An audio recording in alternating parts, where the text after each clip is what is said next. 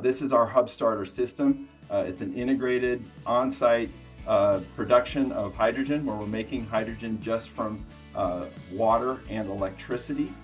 We are doing so at a scale that can serve as few as really 5 trucks if we're talking about those heavy-duty Class 8. And this is important because it gets back into that idea of stepping into the transition.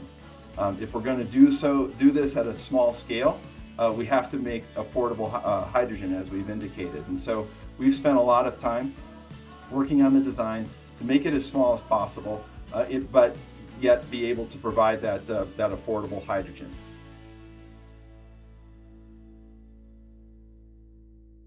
All right, good morning, everyone. Welcome to 1 Million Cups. So we're getting kicked off on time this morning. And welcome. And who here has never been to 1 Million Cups before? Oh, we don't have any newbies here. Maybe we have some newbies online, but I want to let you all know that 1 Million Cups is a national organization. And we all meet at 9 a.m. on Wednesdays. So, across the country, if you wanted to present at another 1 Million Cups, if you're in a different time zone, you could do that. You could present to more than one in one day. And today we do have an online presenter, so that will be interesting. And you can definitely do that across many of the 1 Million Cups organizations. Now, don't forget to check in. Let us know that you're here. That also shows the national organization that we are doing what we're supposed to be doing, that we're meeting, that we're encouraging people to be here, and that we're supporting all of you and vice versa. Our mission for 1 Million Cups is to reduce the barriers to access to education and resources for all entrepreneurs. Locally, we try to make sure that we don't just let anyone come up and present. We want to make sure that they're not here trying to pitch you their product. We want to hear their story as an entrepreneur, what they've been through, and it kind of teaches us as an audience what not to do sometimes. And then we as an audience have a chance to challenge them in what they're doing and ask them questions and maybe think about their business in a different way or help them with the challenges that they're facing. And that's us, Albuquerque, New Mexico, and that sea of orange. Although I do know Las Cruces is considering starting their own 1 Million Cups, so fingers crossed on that. Otherwise, we are the best one in Albuquerque, or in New Mexico. And key pillars, right? Presentation, not a pitch. We want authentic connections. We don't want to. We don't want to see one just pass out their cards and walk away. We want to see conversations and real connections, and that's what we see a lot of here. And it's run for the community, by the community, and we want to be radically and intentionally inclusive. We want to see all entrepreneurs and all types of businesses. And it's a long statement, but basically, you don't have to do this alone. We're here, this whole audience, these are people that are here to support entrepreneurship. Talk to your neighbor, ask them questions, and you'll probably figure out what you need to do if you need help. And if you have a business, as Paul says, that sells to more than just your mother, then come see us. We also, we will talk to people who just have a startup idea. We'll break the rules occasionally for things like that. Or if you have a nonprofit that serves entrepreneurs. So definitely come talk to us. And these are all our great volunteers. We have Paul Sauter, Chief Scientific Officer for Equiseek. We have Lisa Atkins, COO of Fat Pipe. We have Eric Rins Whitmore, who is probably running amok in Santa Fe today. We have Danielle, I can't see the last name. Slupinski. Thank you, Danielle, who's an end-of-life coach. Myself, So You Doing, I'm CEO of Plot Duckies Publishing and Women's Thriller Writers Association. And we have Kikoa and Oscar, who are founders of Legacy Family Documentaries, and they are not here today. And then we have our awesome sponsors. So Fat Pipe, if you want to get away from your house for a day and work in a great space, come and rent a space here at Fat Pipe. We have Dry Heat Photography. Did you get your coffee? Yeah. Okay, good. Oh, we have more than Dry Heat Photography is our official photographer. We have more than organized. So Miriam brings the coffee. We have Foundation for Sustainable Living, who is our coffee sponsor. We have Noventum Custom Software, who brings the donuts. Thank you very much for the donuts. We have Minuteman Press, who has done our flyers and our stand-up brochures that you see for the check-ins. And those are our great sponsors. And if you do any images online, make sure to hashtag 1MCABQ. And I believe Paul is up, or who is this? Actually, Oh, you're up next. well, sort of. Oh. John Mearswa, come on up. He actually coached our presenter today. John was one of the original 1 Million Cups organizers. And I couldn't get to the coaching event, so John did it for me. Thanks, Lisa. And morning, thanks again to the organizers. 1 Million Cups is just a staple in the entrepreneurial community and economic development community in this town and really in the state, I think. So thanks for all you do. And yeah, so Seth and I had a chance to talk a couple of weeks ago. He's got a really cool take on some clean energy for fleets that he's going to go in detail about. Really great idea and something that, of course, we need as we transition our energy economy. So, Seth, we appreciate you joining us from up north today, and we look forward to hearing your story. And thank you all, and hope you make some great connections. All right, Seth, go ahead. Great. Well, thank you very much. I appreciate being able to do this remotely. I'll go ahead and share the screen. Jump right into it. So as John kindly said, Seth Terry, New Day Hydrogen. I'm excited to speak to you this morning about how our company is working to make hydrogen work economically for fleets of heavy-duty electric vehicles as they take their first steps into zero emissions. As indicated, I am coming to you from the great state of Colorado, and very, very excited to be able to present to folks down in the great state of New Mexico. We come to you very honestly as we are part of an accelerator program hosted by the Arrowhead Center at New Mexico State University. It's there that we met Sue Prolotsny, who has taken a real interest in our company, been a great friend, and has introduced us to Lisa. But the point here is that we're in this cluster. It's a DOE sponsored Clean Energy Resilience and Growth Cluster. As I say, it's hosted by the Arrowhead Center, and we've been getting some great advice and making great contacts there. So really, I wanted to speak a little bit more kind of on the personal level before I got into more about our company. This is me in my 70s self catching what remains the largest fish that I've ever caught in my life. Did this up in the boundary waters of Canada. Really, this speaks to the blessed childhood that I enjoyed, spending an awful lot of time out in the wilderness, learning the tenets of camping, leaving no trace, really getting to enjoy what the bounteous offerings are from the natural world. This is the happy side of that. There's also a darker side, obviously, where we as humans are not leaving no trace, and it makes it very difficult to be thinking about how we can avoid leaving a trace. Obviously, when we've got very significant industrial requirements that are involved with just about everything we do. But there might be some folks in the audience here like myself, old enough to remember this ad campaign. Really made a big impression on me, just in terms of what it was that we were leaving behind and where our legacy would go. So I've been involved in environmental and sustainability work really my entire career, if not my entire life.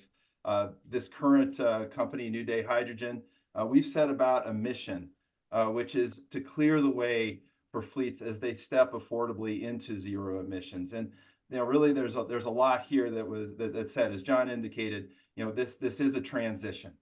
So that this idea of stepping into that transition is really important. This is not something that is going to happen overnight and immediately. And in order for it to happen at all, it really has to be affordable for companies, for fleets, for corporations as they move into that. So speaking to the type of fleets that we're interested in, it's really most interested in, I should say, the heavy duty type of applications. So buses, trucks, medium duty vehicles, even into some light commercial vehicles that we're looking at, but really centralized fleets. And what these fleets have in common is that they rely extensively upon diesel fuel. And we know that that has an impact. In fact, transportation right now in the U.S. represents the #1 source of greenhouse gas emissions over power generation, over everything else. We're starting to see more and more renewables penetrating the grid. So that power generation has now taken the #2 spot, but we're not making quite the amount of progress that we need to yet in transportation. And this despite a lot of great work. 10 years of Tesla, we're starting to see more battery electrification playing a part in our light duty light duty consumer lives. But even after that period, good solid decade, it's rare to see a heavy duty Class 8 truck like this powered by batteries. Batteries have lots of challenges, but chief among them, they are heavy and they take a long time to recharge, which can be very difficult on fleet operations. The good news is that there is a second type of electric vehicle, one that runs off of fuel cells rather than battery cells, and one that refuels with hydrogen rather than charging with a cable. These type of hydrogen electric vehicles tend to make a better fit for those heavy duty diesel type applications, mostly because the powertrains are lighter in weight and they refuel in a matter of minutes, not recharging over a matter of hours. That said, the approach right now that brings hydrogen to market for potential fleets as they might consider this as an option for their electrification program, this approach just does not work economically. And really what that results in is hydrogen that is on the order of 6 times as expensive as diesel fuel. And for that reason, it's difficult for fleets even to consider at a pilot level really looking at hydrogen seriously. What they need is a way that provides a path to affordable hydrogen and can show over time that hydrogen is actually going to become competitive or better than diesel. And so that's exactly what it is that we set about to develop. This is our hub starter system. It's an integrated on-site production of hydrogen where we're making hydrogen just from water and electricity. We are doing so at a scale that can serve as few as really 5 trucks if we're talking about those heavy duty Class 8. And this is important because it gets back into that idea of stepping into the transition. If we're going to do this at a small scale, we have to make affordable hydrogen as we've indicated. And so we've spent a lot of time working on the design to make it as small as possible, but yet be able to provide that affordable hydrogen. And the real beauty of this, the system that we've developed, is that it can provide that hydrogen at that small scale at a price that is lower than any other way of bringing hydrogen to market right now. And better yet, it can show that pathway down to something that starts looking like parity while we wait for diesel, while we wait for other great things to happen in terms of infrastructure for delivering hydrogen even cheaper than we will be able to provide it. We are working on a first project right now. We are in the planning stages on this and obviously working on financing. We'll get to that later. But an important component of what we're doing is that we are setting up demand-driven infrastructure.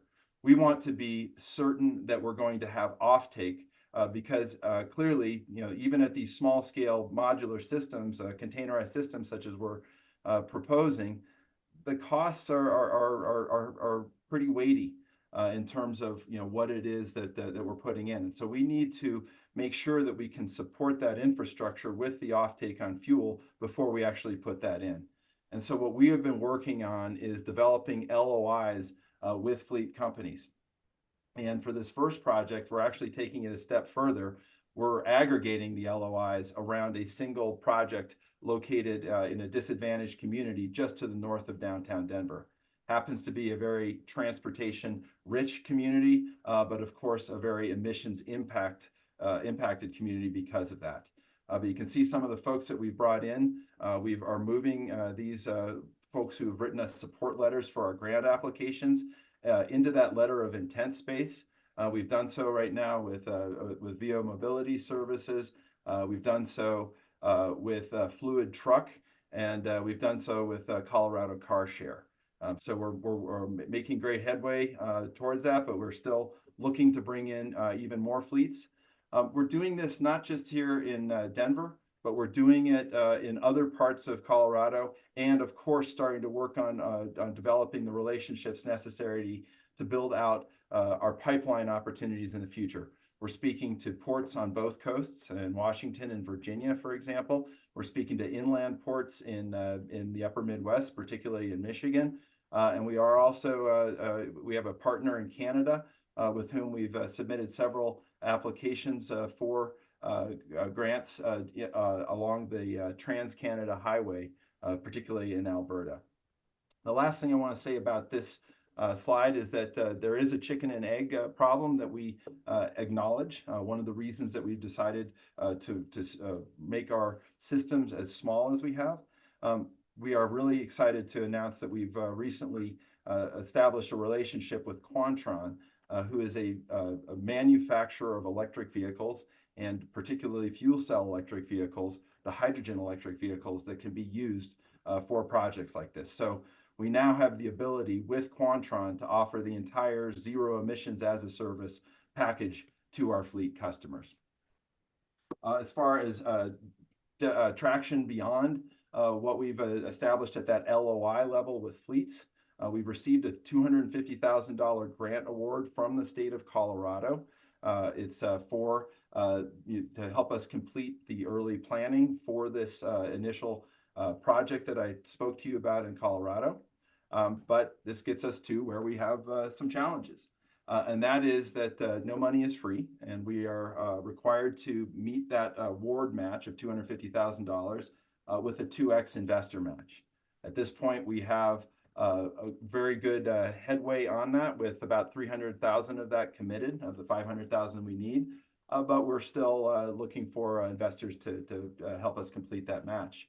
We're also in a place where we're dealing with implementing a first of a kind project, and as a result, there's some people that are I'd say trying to weigh how heavily they can consider running a pilot with our company for their zero emissions program, and so really that's part of the impetus for trying to initiate this first project in Colorado, so that we can actually show people what this looks like. Let them ride in a Class 8 fuel cell electric truck. Let them see what the fueling looks like, and appreciate that this is not something that is going to be taking place in the future, but that the future is already here. And then, of course, trying to use that first of a kind project to get us beyond to our further pipeline project, because obviously we're looking not just, as I said, to be in Colorado, but we see North America really being the place where we want to be able to bring our solution, and in so doing, help us get to that brighter zero emissions future that I think many of us would like to envision. So with that, I thank you very much for your time, and I look forward to questions. All right, we're going to take questions online and in person. So if you have a question here, let's form a line, get on the microphone and ask Seth. Seth, I'm going to try to copy your contact information. You can go ahead and take your slideshow down. Okay, thank you very much. Make it a little more intimate here. Well, good morning. Thank you. My name is Danielle. I'm with Conscious Crossroads End of Life Services, and I have no idea what an LOI is. Many apologies. A letter of intent. So Thank you. Kind of the agreement to agree for what would be the kind of the contractual relationship between the parties. Thank you. Yep. Hi, Seth. I'm Dr. Norm Dalton. I'm with drnormsconnections.com, and I am in the dementia defense business, which has nothing to do with what you're talking about. However, I am a consumer of many things, and I remember my chemistry days, and I may have forgotten some of it, but I think the propane and natural gas, methane, and gasoline are a lot less volatile than hydrogen. And I remember, now I was probably after the Hindenburg situation where the Germans made this wonderful transporting device made called the blimp. The Hindenburg, of course, Sure. it landed in New York and blew up, and just nobody wanted to do anything with oxygen or hydrogen ever since then. So how would you assuage the fear of the consumer being exposed to trucks driving around with hydrogen bombs? Well, that's just my word, that's not yours, but still, that kind of comes to my mind is hydrogen is highly volatile. So how have you considered the PR to counter any feelings about that? Yeah, and that's a great question, and obviously very very fair, and one that what needs to be considered. But I guess the first statement I would make there is that any fuel that would be used or energy source that is going to be used in mobility and transportation has risks that are going to be associated with it. Obviously, one of the things that we like is that we have that energy density available to us so that we can use that in a mobile manner. So that's going to be common for any fuels. And, for example, obviously liquid fuels can burn, they can explode. That is something that happens not infrequently. That we're, in fact, the explosions are taking place every time we drive a combustion engine, right, next to our legs. It can happen with batteries as well, as I'm sure we've seen the lithium-ion batteries, and when we travel on an airplane, we get asked questions about those and the potential to catch fire and whatnot. So same goes for hydrogen. There are differences with hydrogen that need to certainly be accounted for, but there's plenty of work that has been done with respect to engineering that away. There are lots of these fuel cell electric vehicles that have already been in operation, actually at the consumer level out in California. About 20,000 of these vehicles have been in operation for about a decade.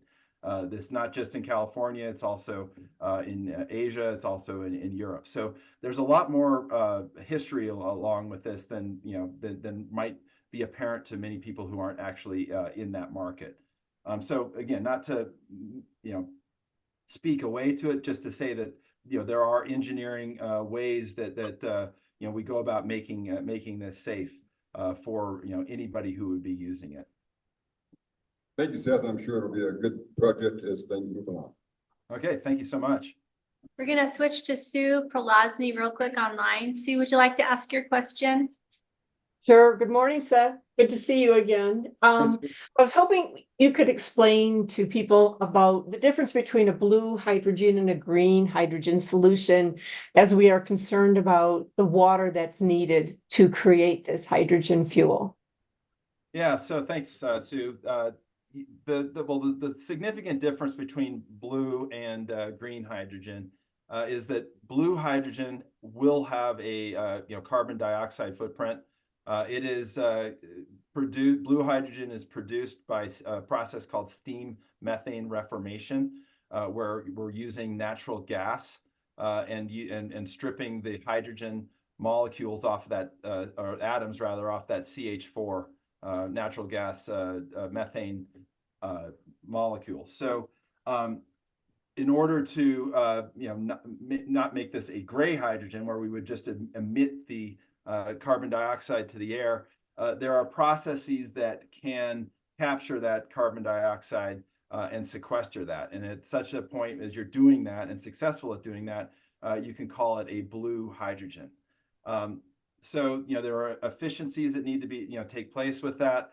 A lot of people are concerned that those efficiencies actually don't lead to the cleanest hydrogen possible. On the other end of that is what is the cleanest hydrogen possible, which would be green hydrogen, and that is produced as we are just from electricity and water. So that at the point of actual emissions, when you're producing this hydrogen, you're cracking water. You're making two gases. One, which is hydrogen gas, which we compress and then store. The other is oxygen, which we just vent to atmosphere.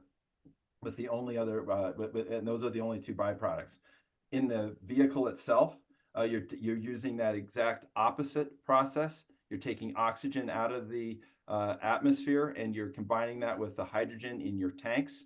And in so doing, when you put that across a membrane, you're producing the charge then that drives your car. As far as there are two concerns, I guess, with electrolysis, this process of cracking water. One is that you've got obviously in the case where you're using power off of the grid, not every not every electron that is coming across that grid is actually from wind and solar, which is what leads to that green hydrogen. You're also going to get some mix of primary energy production that will have its own carbon footprint. So this is something that is certainly something to look at. As I indicated early in my talk, a lot of the grid is starting to move increasingly towards green. So this is a solution that can be improved over time.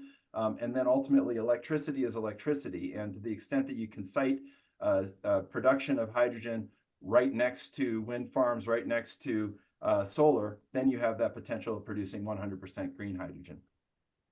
The other concern is about the water source.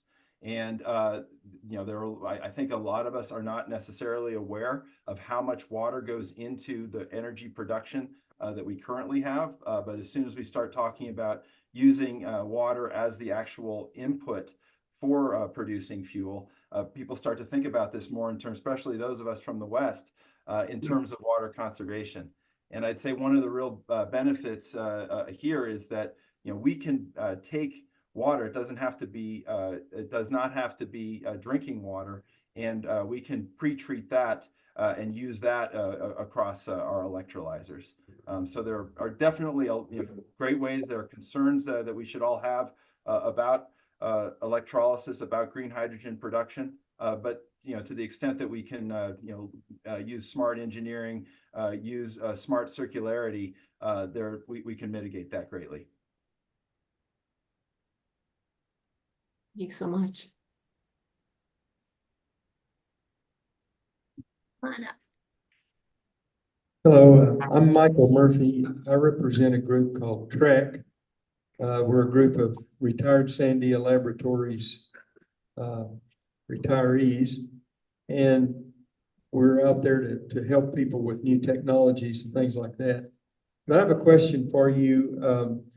Do you have a technology roadmap that you're planning on and a time scale to try to solve the 6X problem with the economics of hydrogen? I have two questions. That's my first one. Sure. So yeah, that's where we feel like we have a real benefit. We're avoiding transportation of hydrogen, and that's really a significant cost associated with hydrogen right now in its current form, particularly when you're looking at these small scale deployments. You've only got 5, maybe 10 vehicles that are going to operate off of a station. You're not going to be able to get the economies of scale and in order to pay back all of the infrastructure that would get you to a delivered solution. So what our approach there, as I said, is to be able to produce on site so that we are not having to incur those costs.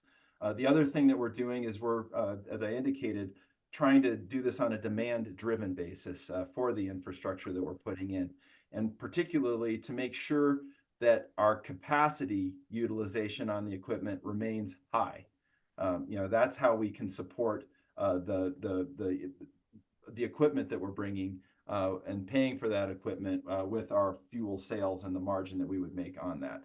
So really what we're able to do is show that at higher utilization for the station, we can actually get down to, depending on the market, something that starts looking like near parity with diesel. It will not be as cheap as diesel, but it's something that's close, and something that that fleets are telling us they're willing to look at, again, at a small scale, not at large scale economics for their system, but we can show them that we can get down to parity, near parity with diesel, and then at some point you're taking on faith that the government DOE hydrogen shots of being able to get down to $1 per kilogram on the production side, that you're going to have other infrastructure developments, whether you're pipelining, whether it's cryogenic delivery, whether it's carrier molecules, whatever it's going to be, that all of these things are going to be taking place simultaneously that will indeed be able to undercut zero emission or undercut diesel in terms of fuel cost.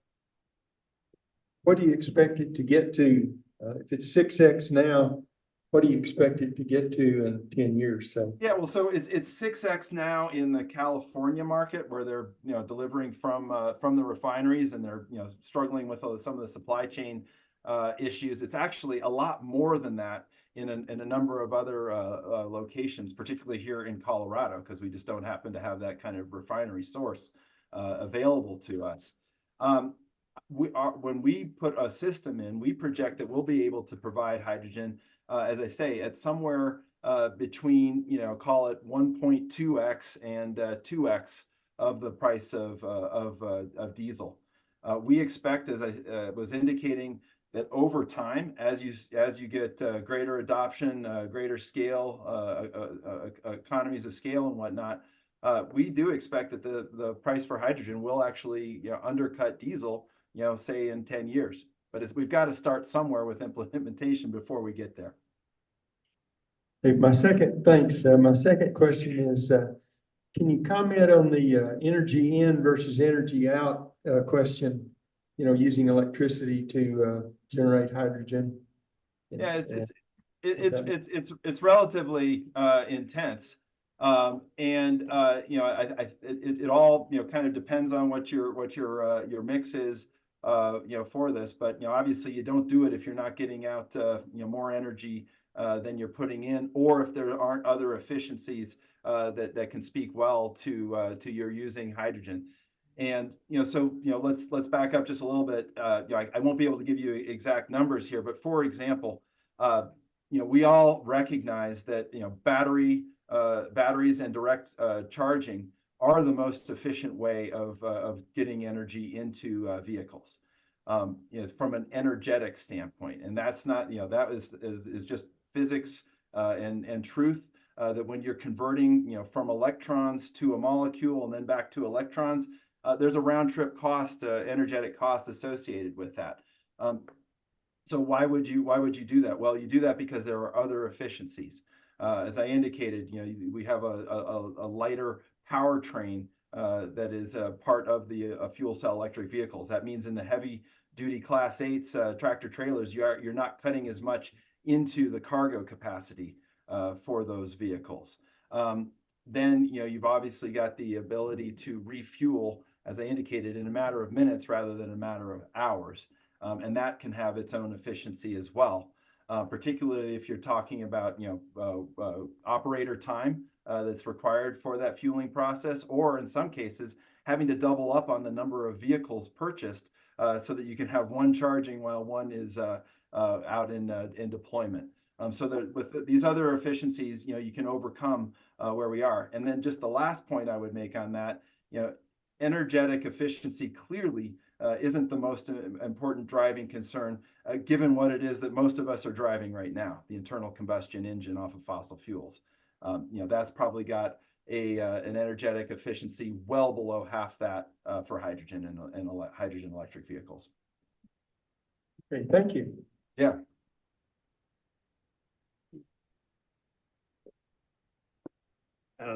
Yeah, good morning, Seth. Thanks for the presentation. My name is Ryan Mast.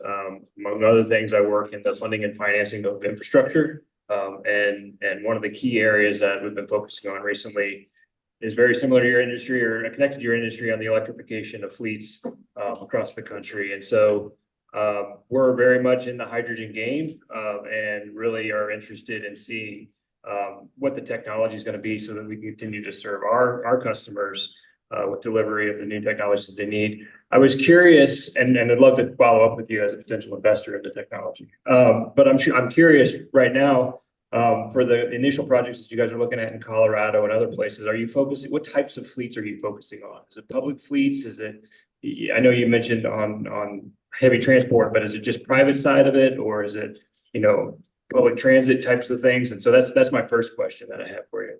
Okay, yeah, thanks, Ryan. Great question. And I think that ultimately we almost don't even care that it's a fleet.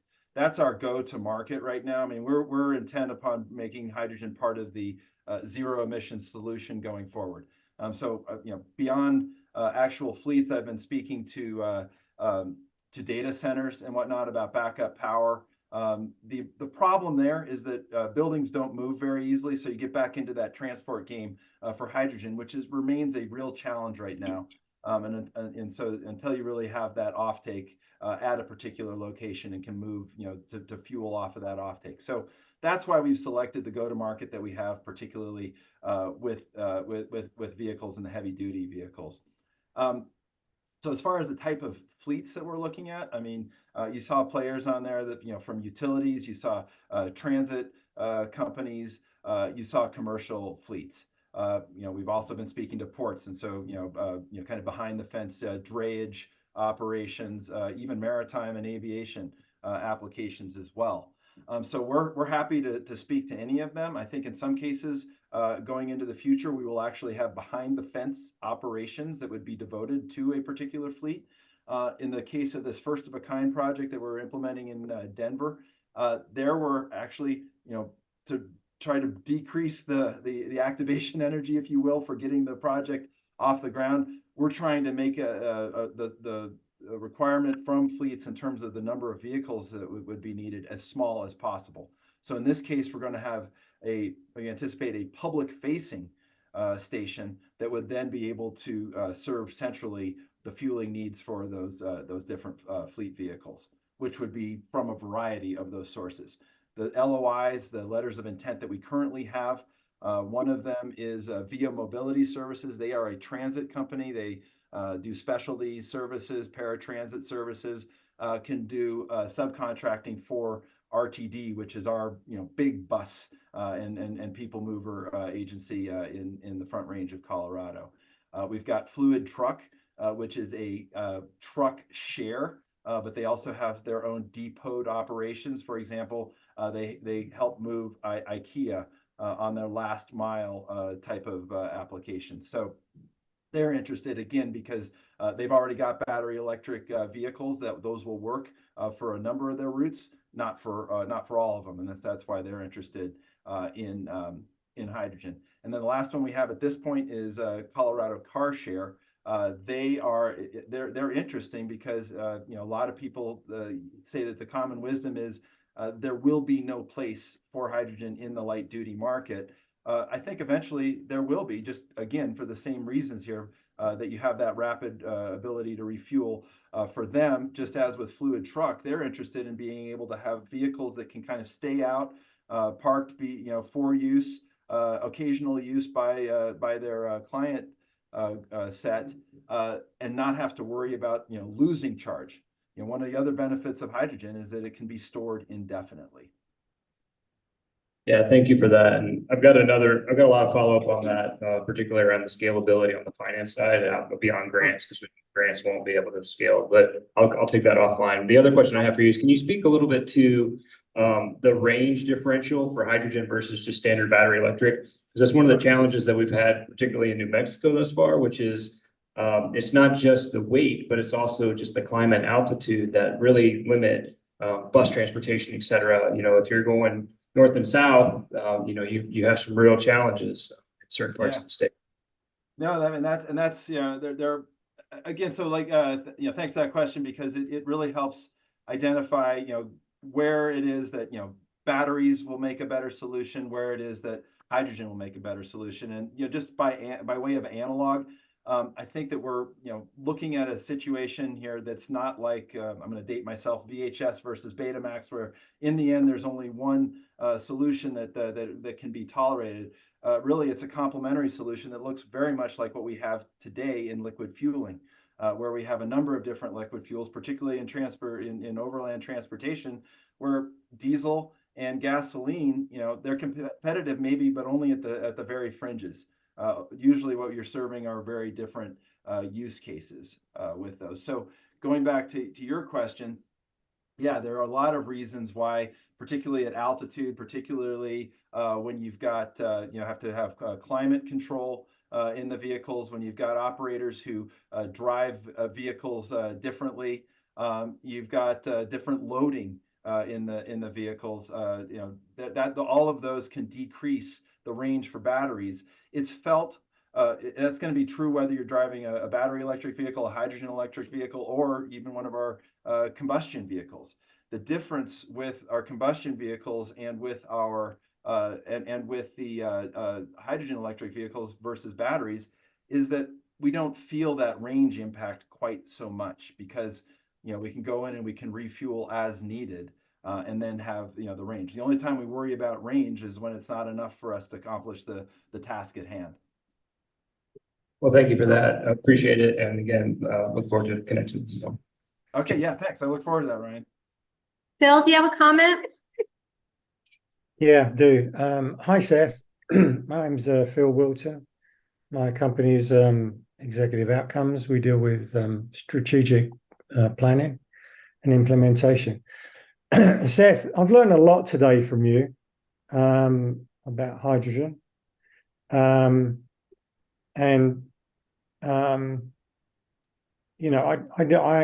example, I didn't know there was a blue hydrogen and green hydrogen. One has a high carbon footprint and the other one doesn't. That you can avoid transportation of hydrogen. You can store it indefinitely. You got a hell of a lot of good points. And I'm sitting here doing kind of, as you're talking, like a mini SWOT. And I see a lot more good points and opportunities for what you're developing than I do see weaknesses and threats. And I expect that you are doing this, but I want to make sure that you are doing this. And that is that you have all of these things that you've listed out today as being beneficial and not so beneficial, clearly identified to your prospective grantors that you're approaching and businesses. Because in my game, I see a lot of people, a lot of companies do not really expand or deliver the full value of what their products are to the market. And that causes a lot of problems with a lot of the customers or my clients that I work with. And so I'm pretty sure you are doing this, but I just kind of want to make sure that you are doing it, because I think just in me taking these notes from your conversation, I would be delighted to actually push this through to prospective grantors and clients for the future. Well, thank you very much for all the kind comments there. I mean, the honest answer is that yes, we are trying, but we can always improve our ability to kind of identify those advantages and make sure that message is clearly heard. Unfortunately, just this week, I had an opportunity to speak with somebody in marketing, and we haven't revisited our website in some time, and so it's a little stale and probably could use a refresh. And so I got some good comments on that. So there's always room for improvement, and we're continually going to be looking for that. So be happy to entertain any thoughts that you might have on how we may do that more effectively. Yeah, maybe I'll send you an email separately and give you kind of an overview of what I think from your website and what you should be pushing.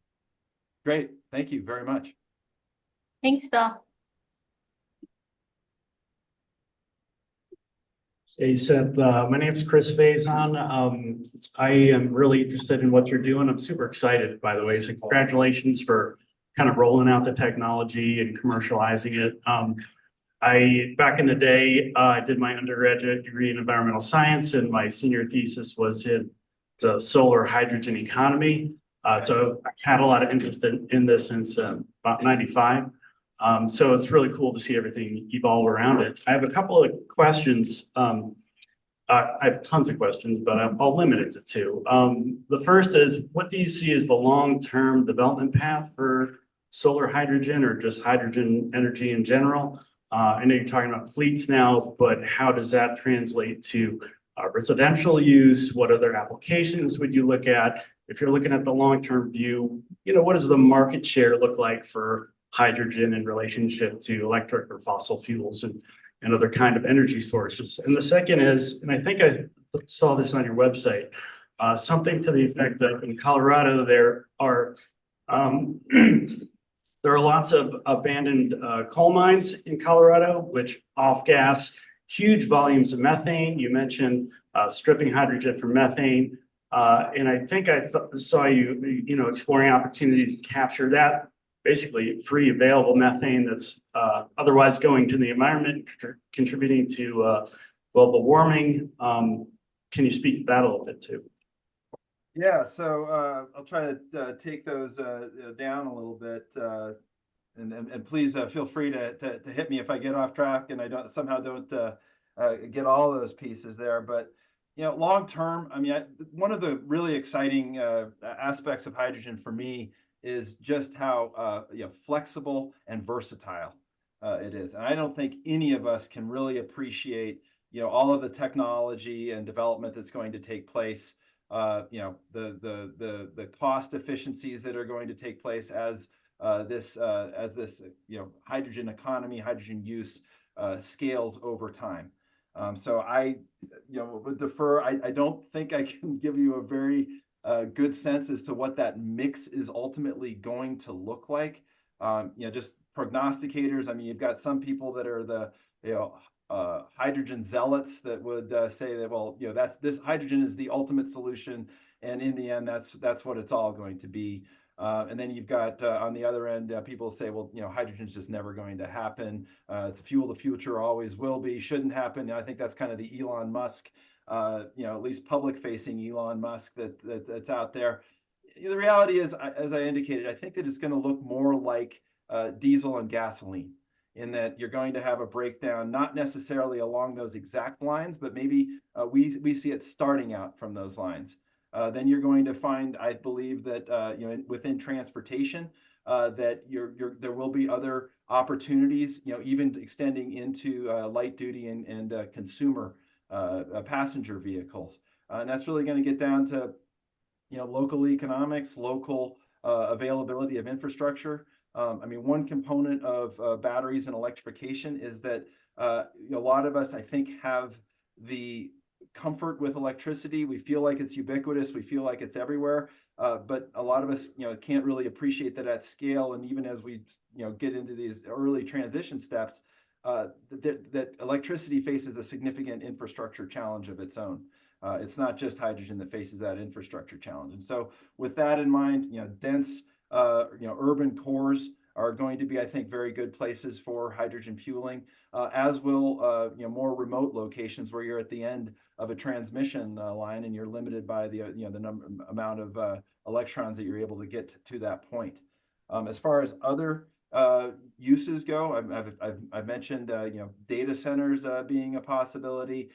You've got storage and let's call it arbitraging around energy costs, direct transmission costs. And so, for example, there's a large project that is looking to take transmit wind energy derived in Wyoming, into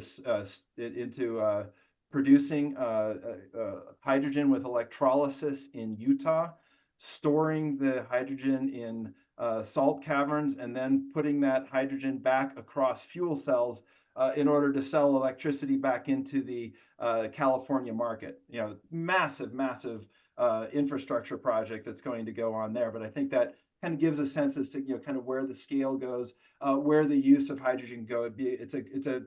It's a storage molecule ultimately for energy. Okay, thanks. And just the other question about the methane in Colorado, I don't know. Oh, yeah, yeah, thank you. That was number two. It's, so we're not looking at different ways of producing hydrogen per se. We would, potentially use hydrogen that could be developed and delivered to our site, in a cheaper way. Ultimately, what we want to do is, and it's an open challenge, to any place we go. I've indicated, we believe we're the cheapest, greenest solution that can go on site right now for these early fleets. When that is no longer true because of other developments, because of other infrastructure investments, we expect to have on-site electrolysis replaced by those technologies. And some of those could be, using, effectively an underground steam methane reformation in abandoned oil wells. And avoiding, there are ways to do that and allegedly to cap and capture all of that carbon dioxide and keep it from coming to the surface, in which case, wonderful. That's as good as a green hydrogen in my mind. There are people that are looking at, geologic sources of hydrogen now, something that we may well have been missing in a lot of our exploration over the last 100 years, just because nobody was looking for it.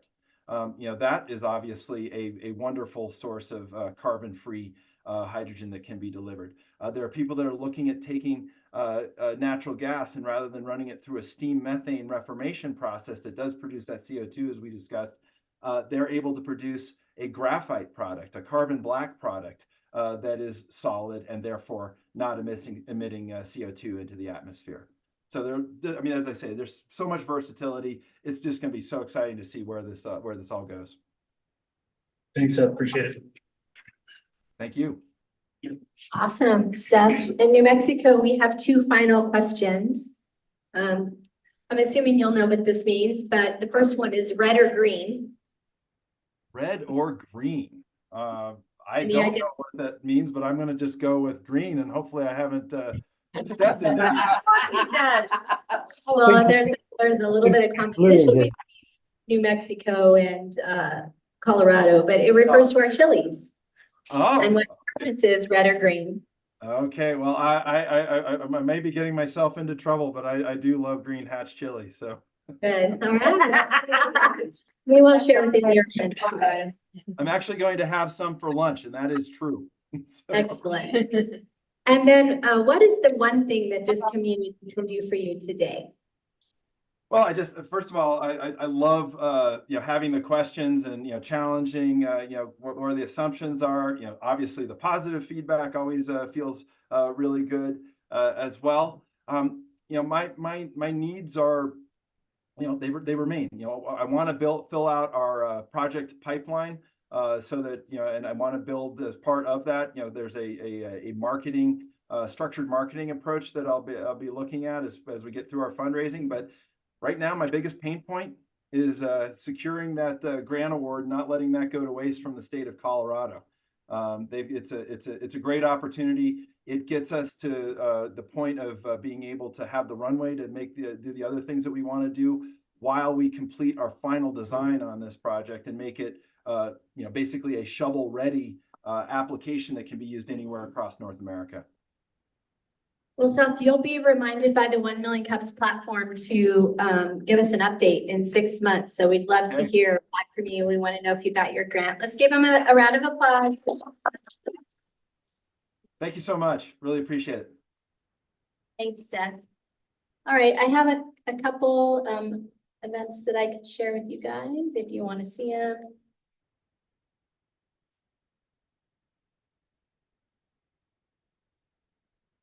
Reminder, we will not be here next week. We're all going to be home, we hope, with our families enjoying the holidays. Of course, you may or may not know that the 2024 ski lift pitch applications are open to be able to pitch your company to investors on a ski lift. The University of New Mexico is having their 2024 New Mexico Business and Economics Summit. I have a link that you can register. If anybody wants a copy of this list, please just email me at lisa@fatpetbbq.com. Barbara Dawson has her second in a 4-month series, Authentic Communication Through the Sales Cycle. Our next class will be here on Wednesday, January 10th at 11:30. I can provide a link to register for that. Let's see, January 17th, the 5 essential business systems that transform your productivity. Can't remember who's presenting that. Me. Oh, Mary, sorry, Mary. Jeez, I'm brain dead today. Sorry. Yeah, and that's gonna be a good one. And we're gonna do, looks like we're gonna do that one at the Bioscience Center because we have a bigger room there and people can sit around a table. And so, and we have a good presentation system there. So sign up for that. That one's gonna be really cool. And then our community in 30 things, we're still taking applications with Marty McNabb to do adult show and tell. You can apply to present an item that you'd like to share with the community. We're going to showcase them on the shelves here at Fat Pipe for at least a month, and then have a celebration at the end where you get to come in and actually mingle with the other people who are showcasing. I think that's all. Just remember, Paul, that you kick us off for the holiday. Just remember, we're not meeting next week. I don't think we have a presenter for January 3rd. Well, often what we've done is like a workshop on setting goals We and might have to resolutions. give Miriam I'm the. looking at you. I'll do whatever you guys want. Okay. Yeah, well. With great power and great responsibility. Yeah. So we'll keep it within the range that you're good at. And we won't ask you to do anything silly. But yeah, that would be a great use of our session in January. We've done that in past years to help set goals for the entire year. And the great thing about it is once you set goals and write them down and actually put dates on them and show them to someone else, it's not fair to put it in your junk drawer and leave it there. Then you're held accountable. You know what they say? A goal is just a dream with a deadline, right? Okay, and stand on the star. It's not there. That's why I was lost. So, you know, what was really fun today is you see a company that's solving a problem. There are other problems that have to be solved and they don't have to solve those. But if you just look at the history of Million Cups, how many of you remember Pajarito powder here, right? So one of the other problems with hydrogen fuel cells is that if every car in America said we want to be a hydrogen fuel cell car, there's not enough platinum and palladium to supply all those cars, even if the gangs steal your catalytic converters, right? So what we need is a catalyst that doesn't rely on rare earth metals. And that's what Pajarito powder does. They make one thing, and it's going to make fuel cells that make it possible for every car in the United States to have fuel cells, if that's the solution, right? We've seen other companies involved here that have done interesting things. Floaloon just presented. We talked about that. That's about energy storage for clean energy eventually. So I think you can see just passing through here, we've had a lot of interesting companies involved in the transition to a future that's very difficult for some people to imagine. And I hope you'll join me in imagining that future and working toward it. And I'll see you in a couple of weeks. Holiday,